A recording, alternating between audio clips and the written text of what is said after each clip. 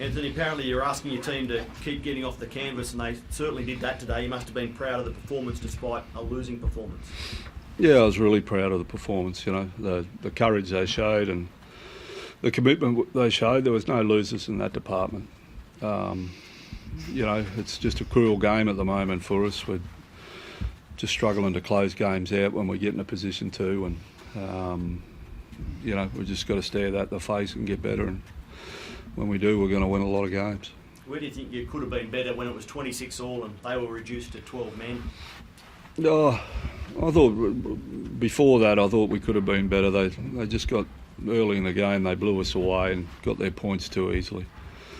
To our credit, like we were just talking about, like we never gave in. We came back. We had the game by the scruff of the neck, and we just didn't earn the right to have any field position in that last 15 minutes. That period that you're talking about when they had 12 men, I think we had one good ball set where Sloan nearly scored, and then we spent the rest of the game down our end of the field. So 6 tries to 5, enormous courage, heartbreaking obviously, but it is what it is. We're just got to get better and keep moving.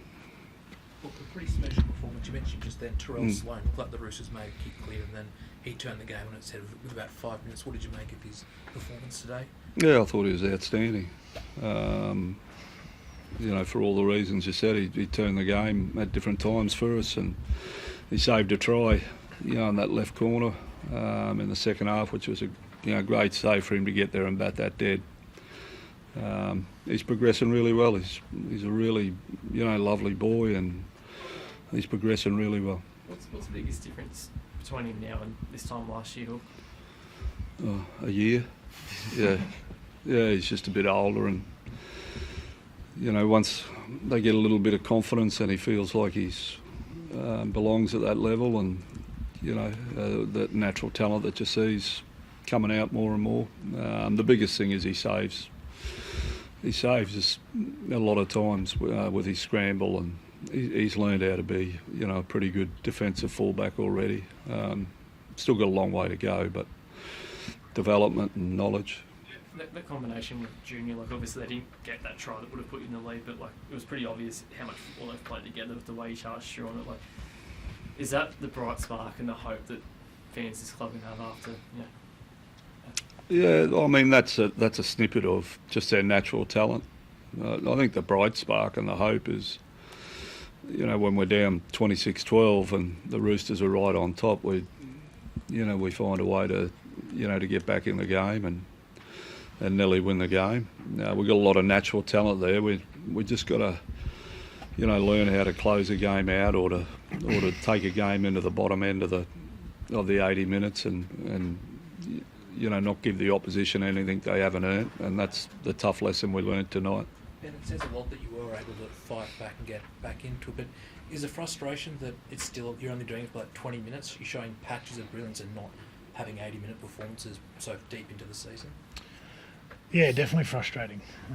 It's encouraging, but also frustrating. It's encouraging in that we're able to do it. We've got the ability to do it, but we just need to do it more consistently. And I guess it was the first 20 minutes that was probably the most disappointing of the game. We knew they start fast, and we just needed to match it with them and go with them for a while, and we didn't do that. And I think in the end that's probably what cost us. Ben, talk us through the Luke Keary field goal. Did you expect him to be the kicker, and tell us about the defensive set leading up to that?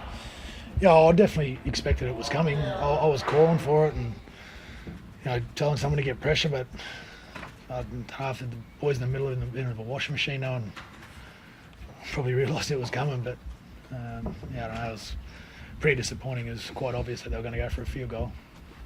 And you say it's frustrating. Obviously, a lot of chat around Hawks' future at the moment. What does it say about the side to be 14 points down and not drop your bundle away, full crowd, Anzac Day? That one could have easily got away from you. It just says we've got a lot of character, I think.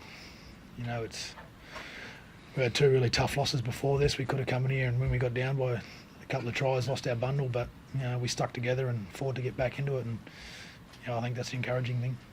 Look, the game seemed to turn when Little came off. Obviously, in the 50th minute mark, that was obviously a player of yours to inject him at that time? That's what you wanted to see? Yeah, it sort of goes on how you feel the game's going with that hooker change. And in the first half, I thought Moses was doing a really good job defensively, and we didn't have a great deal of ball. And so Jacob, early in the second half, we put him on there, and he's got speed and got us over the advantage line. An incident in the second half where someone ran onto the field and managed to get his hands on Zach Lomax, a spectator. I'm not sure if you saw it, but is that a concern that an intruder was able to get that close to one of your players? Yeah, I suppose. I honestly didn't see him get his hands on Zach Lomax. I looked up when he was on there and sort of briefly saw what was happening, but I didn't take much notice of it, to tell you the truth. Yeah, maybe it's a question for you, Ben, given just player safety. I guess it is a concern if someone can get to a player and tackle him or something like that. It's, I guess, dangerous, but I don't know, what do? You can't put 1,000 security around the fence. Just got to be aware of it when they're coming on, I guess. Just us.